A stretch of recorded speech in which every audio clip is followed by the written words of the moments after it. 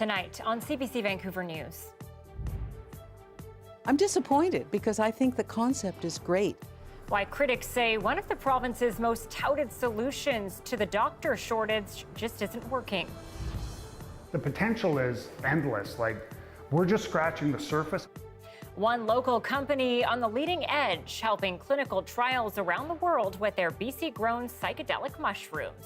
And Crown and Defence paint starkly different pictures of Hedley frontman Jacob Hogard at his sex assault trial as it wraps up. This is CBC Vancouver News.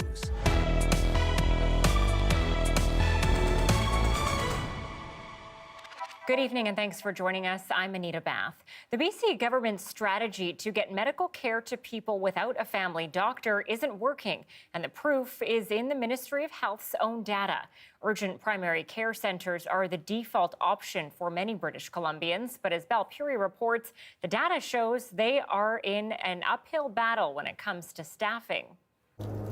It's a growing crisis. It's almost like we need Doctors Without Borders in Victoria. Here's what happened at the local urgent primary care centre the day Phyllis Schwartz felt sick. And I phoned from 8 to 8:30, and finally at 8:35 I got through, and they told me that the clinic was full for the day. UPC centres across the province often book up as soon as they open. Wait times can't be guaranteed. I've gone by before and seen mothers with 3 children with them sitting on the ground doing colouring books and one in her arms who's dreadfully sick. It's just it's not acceptable that people should be having to do this. That's the message that landed outside BC's legislature last week. Provincial government data requested by the opposition Liberals shows staffing at most of the 26 UPC centres far below approved levels. For example, Richmond should have 32 full-time equivalent physicians.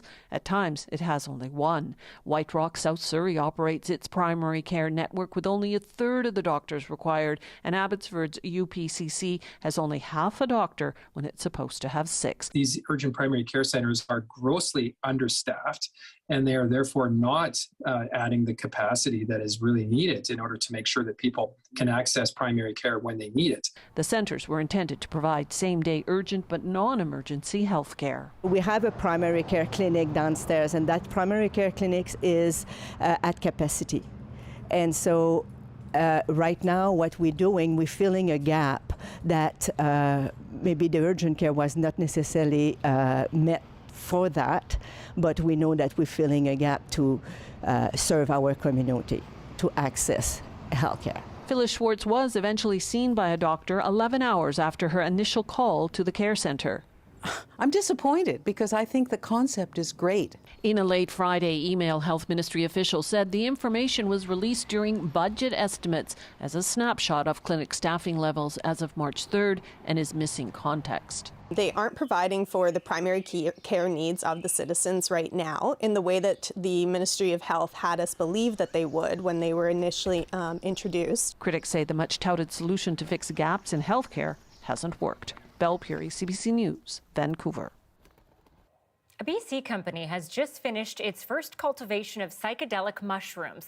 Optimi Health is licensed by Health Canada to grow the mushrooms to be used in clinical trials on their therapeutic use. Brady Strachan was in Princeton this week to meet the people involved. We've taken a multi-spore liquid and we've created these liquid cultures. Todd Henderson is the guy who makes the magic happen. As head cultivator at Optimi Health, he's responsible for growing psilocybin mushrooms. It starts with inoculating these sterilized grain bags with spores. These will essentially turn completely white from mycelium. It'll totally engulf it. Optimi has built 2 identical 10,000 square foot buildings just outside of Princeton. In constructing the $14 million facilities, the company is positioning itself as a leader in the burgeoning field of psychedelics. Thousands of years ago, the Chinese and the indigenous people were using these and solving all kinds of issues on their own. And here it is, thousands of years later, we're reverting back to it. Psychedelic mushrooms are illegal to grow, sell, and pick in Canada, but Health Canada has licensed Optimi to produce them for clinical researchers and for their own clinical trials in this on-site laboratory. We are the only GMP organic facility in the world that can supply what we do. We have contacts all over the world for people who would like to do research with psilocybin. The two facilities have 10 growing rooms and can produce about 1,800 kilograms of dry mushrooms a month. More than enough mushrooms to supply the world. After harvest, the mushrooms are dried and kept in a secure vault before they're shipped off to research institutions around the world. Scientists are studying the therapeutic effects of psilocybin, the active ingredient in the mushrooms, for treating everything from depression to anxiety. There's some, growing evidence that psilocybin can help resolve treatment-resistant depression in a way that's as effective or perhaps more effective even than traditional antidepressants. Earlier this year, Health Canada loosened restrictions to allow some physicians to treat patients with psilocybin through the government's Special Access Program. And that puts Optimi in a position to supply psychedelic mushrooms for medicinal use, if Canada and other countries open up further access to them. Brady Strachan, CBC News, Princeton. An Alberta man has been arrested in the waters off Washington state after it was discovered his BC-bound boat was packed with methamphetamine. U.S. authorities say Border Patrol stopped the small motorboat near the San Juan Islands Wednesday. On board, 650 kilograms of crystal meth packed in 28 duffel bags. 51-year-old Ted Carl Fopel was arrested on a drug distribution count. Court documents show Fopel told investigators someone had offered him $1,000 to move a boat from Sydney, BC to Anacortes, Washington and back. He also said he didn't know what was in the duffel bags. If convicted, he faces a minimum 10 years in prison. Closing arguments are presented today in the sexual assault trial of musician Jacob Hogard.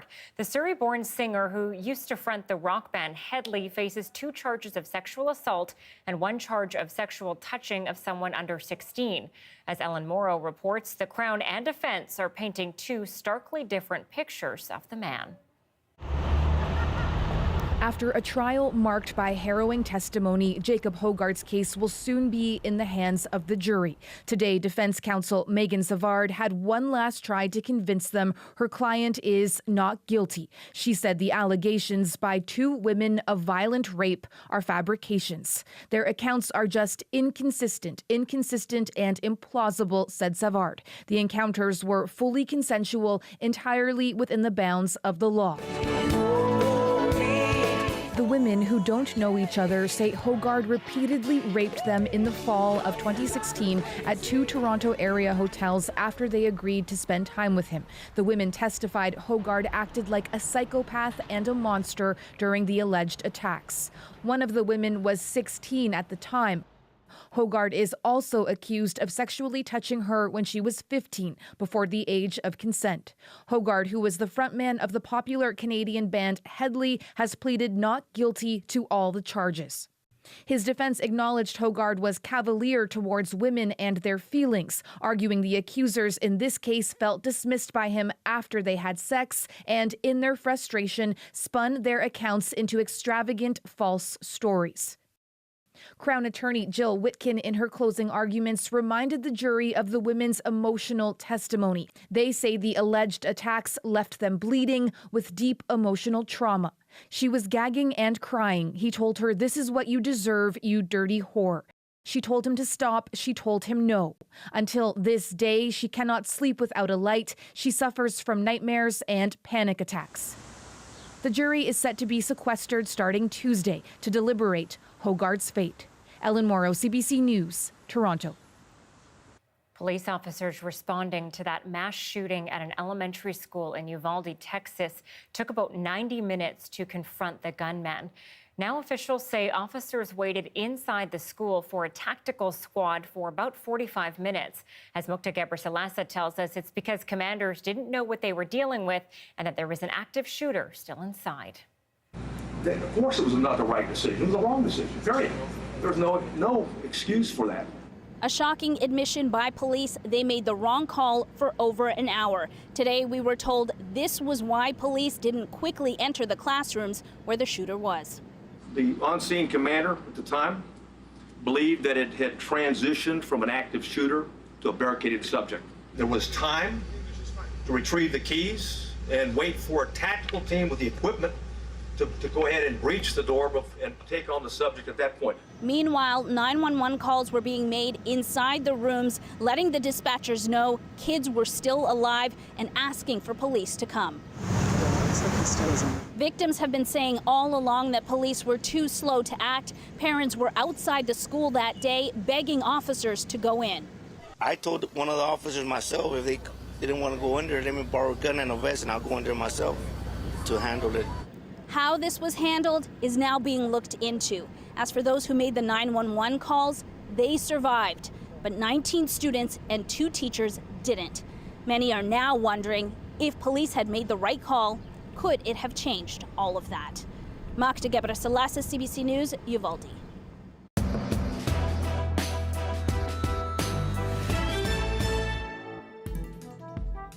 Okay, it's the biggest municipality in the province, so maybe it's only fitting that the race for Vancouver's mayor and council is a little crowded.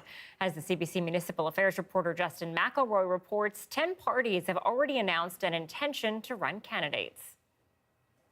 Well, there are 21 different municipalities in Metro Vancouver, but the one that people care most about on election night is usually this one, Vancouver City Hall right behind me. About 1 in 4, 1 in 5 people in Metro Van live in Vancouver itself. It's a city of renters. It's a city dominated by types of homes that aren't single-family homes, and it's one of the most diverse regions in the province as well. Now, 4 years ago, it was Kennedy Stewart becoming Vancouver's first independent mayor since 1986, defeating Ken Sim by just under 1,000 votes. This time around, both Stewart and Sim are running again, and there's 3 other major challengers at this point in time. Commissioner on the Park Board John Cooper, Councillor Colleen Hardwick, and political strategist Mark Marison. However, with those 5, there are 5 other parties that are seeking seats on council. That includes the Greens, One City and Cope with seats already. It includes Vision Vancouver that dominated City Hall for a decade, hoping for a comeback. And it includes the new party, Vote Socialist. Now, with all of those parties, 10 in total running, and with all of the current councillors and mayors seeking re-election, the big question is, can anyone new fit on there with so many different new parties trying to get a handle?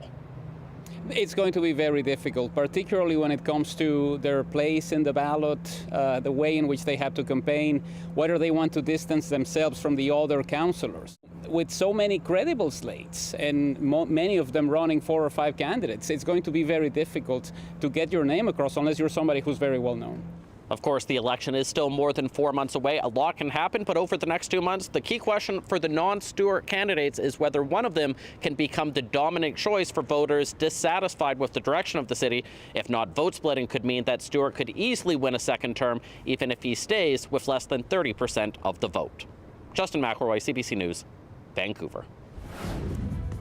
A mother-daughter collaboration, how the two have teamed up to get into the business and the values that bind them together. That's next.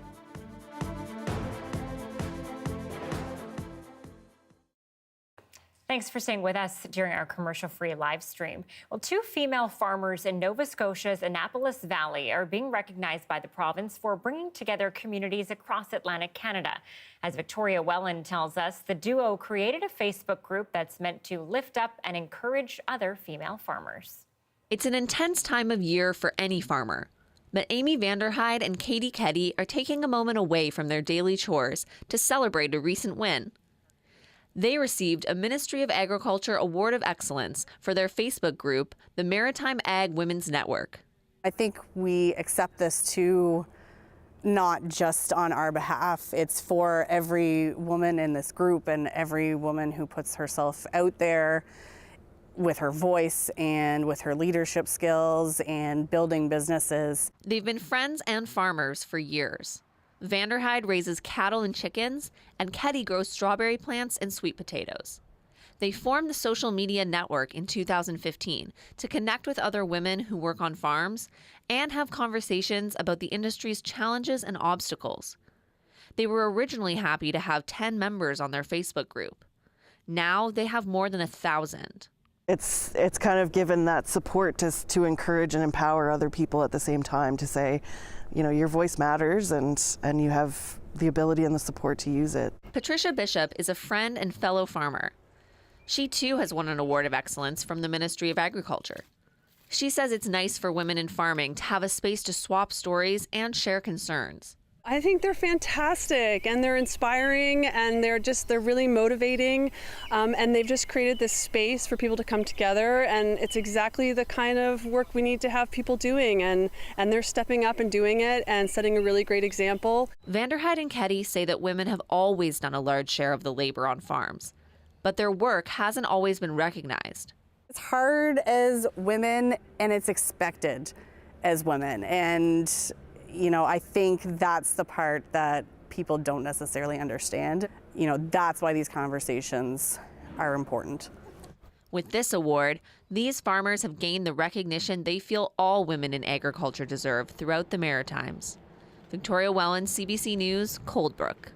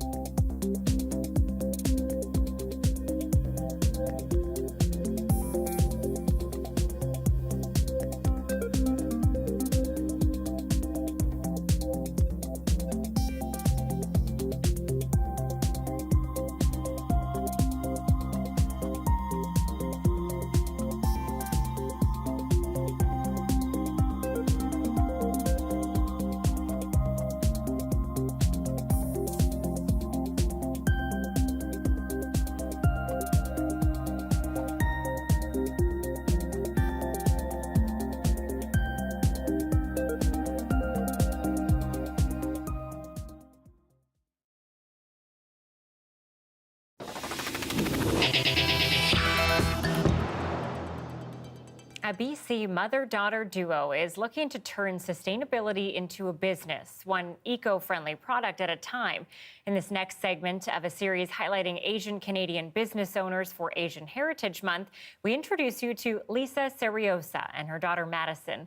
And as you'll find out, their entrepreneurial spirit goes back generations. Take a look. With business, it's all about finding something you love, but having the self-motivation to actually make it and do it. And a lot of people go into business saying, oh, I'm gonna do this. They know what kind of business they wanna do from the get-go. But I would never have imagined that this is what I'd be doing.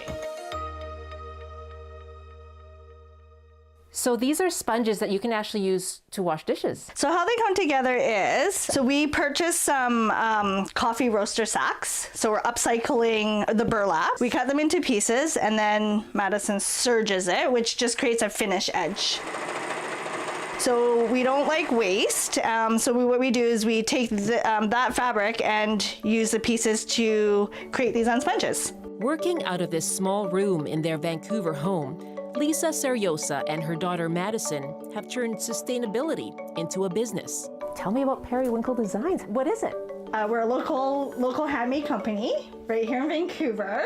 Started with Madison and I, mompreneur and kidpreneur duo, about 4 years ago.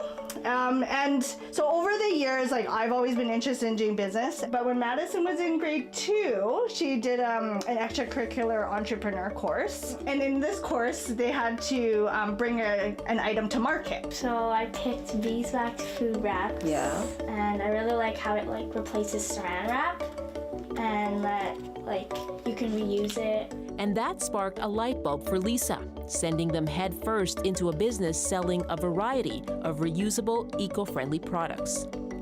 And why is that important to you, that it's reusable and that it's eco-friendly? I think it's important because it reduces our garbage and plastic in our oceans and landfills. And what's it like for you to watch your mom grow this business? It feels great, and I want to be just like her. She's a role model to me, and I really want to be like her when I grow up and continue this business like how she did. I'm fine. And I'm so proud of you.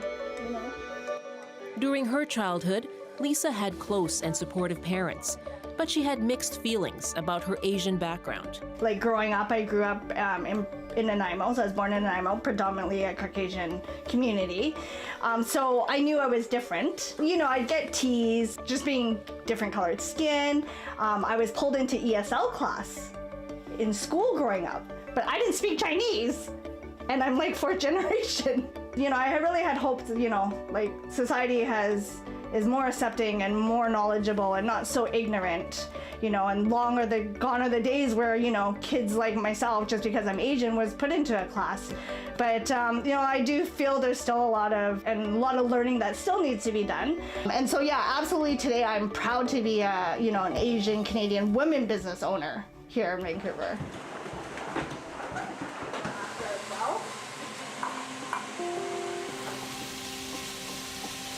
My dad, when he built his kitchen, he wanted the wok ring and the like elements, and then this is a grill. Oh, wow. And then this here is a deep fryer, a built-in deep fryer. Oh my goodness. Yeah, so it is a mini kitchen within his house.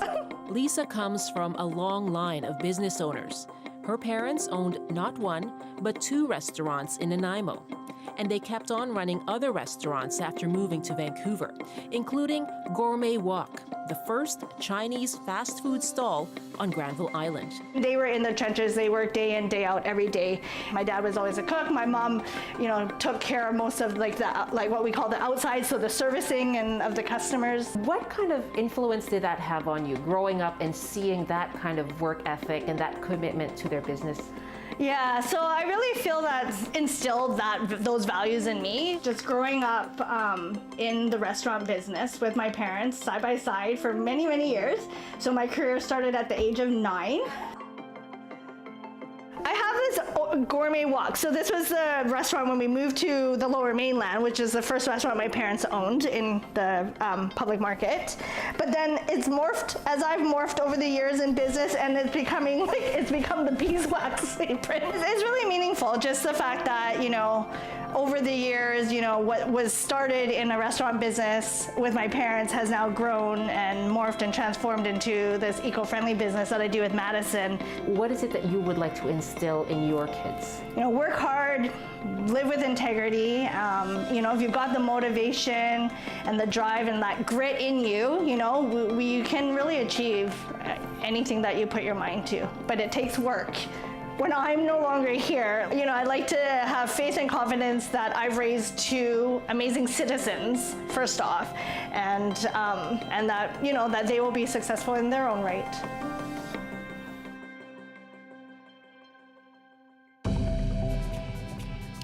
You are looking at Vancouver from the top of Grouse Mountain. The snow washed away by plenty of rain, and that rain is causing some flooding concerns. Johanna has the details next.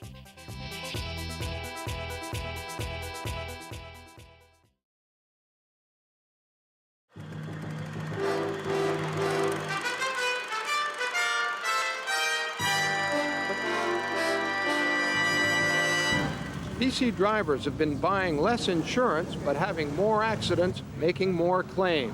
Result, lower revenues, higher expenses, staggering losses. Premier Harcourt isn't pleased. Well, no, it doesn't make sense for a break-even insurance agency to lose money. ICBC itself had projected a $100 million loss for the year, but this man went in and found out that's bunk. Bob Williams is head of the Crown Corporation Secretariat. The former NDP cabinet minister's job is to review the performance of provincial corporations. Williams found ICBC losses will be closer to $150 million. Today, he said ICBC's projections were inadequate. And when already grim projections are way worse, management is often blamed. Williams wouldn't comment on firings at ICBC.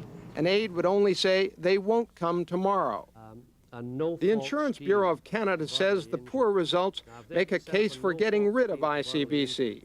There's no reason why they shouldn't simply turn over the collision and the comprehensive to the private sector and let competition take care of the price. Don't let politics take care of the price.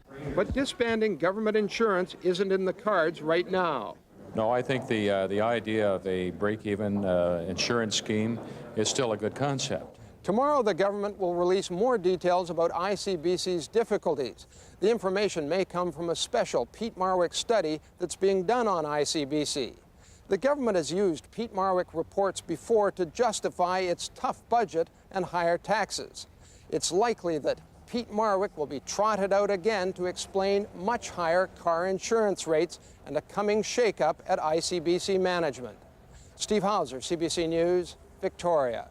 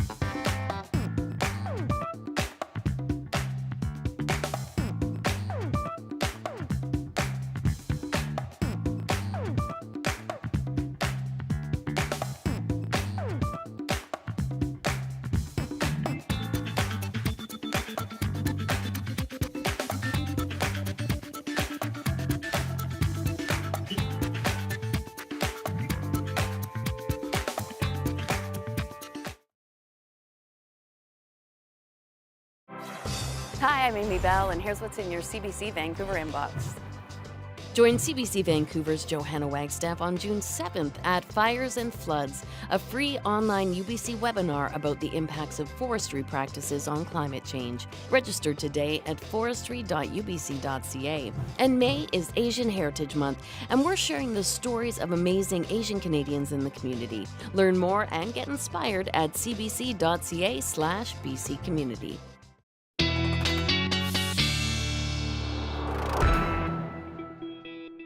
Meteorologist Johanna Wagstaffe is here now. And Joe, Grouse Grind opens for the season tomorrow. So the big question is, am I going to see you out there at 7 a.m.? And by see you, I mean on your Instagram, because I will not be there. Anita, I will not be there either. No, kudos to everyone getting out at 7 a.m. But yes, I think I'm going to wait that one out a little bit. But it is definitely starting to feel a little like spring. I noticed you and I are really trying to channel that with our spring flowers. Yep, nicely done. Take a look at what we've got going on the satellite and radar, because we do have a bit of a mixed bag for the weekend ahead. Notice the lightning activity across the BC interior right now. We were basically chasing sunny spots, showers and rainbows across the south coast today. It was a bit of an unsettled Friday, but hopefully saw more sun than showers.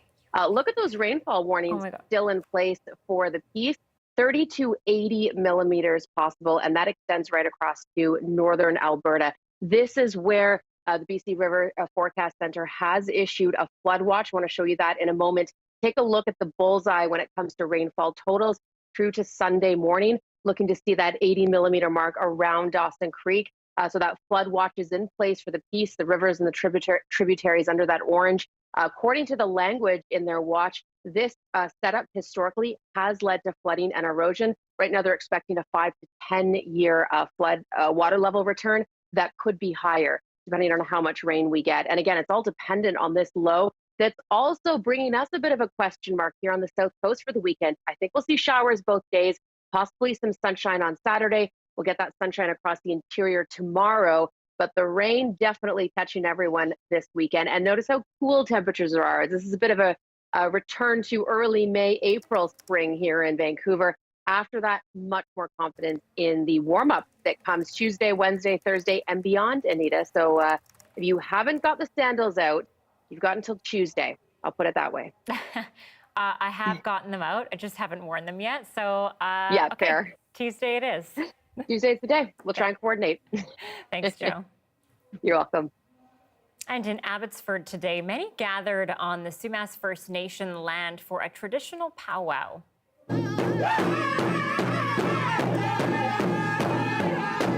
Okay, forgive me if I'm completely butchering this pronunciation, but it's called Wachipi Chante Washte Uapi, or the With a Good Heart powwow. The cultural event featured drummers, songs, dancing, food, and jigging.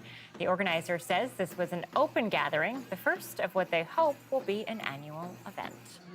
That's it for our show tonight. Thanks for being with us on CBC Vancouver News. And a reminder that during hockey, we aren't always on television, but we are online every weeknight at 6 p.m. CBC Gem, Facebook, and YouTube. Have a wonderful weekend.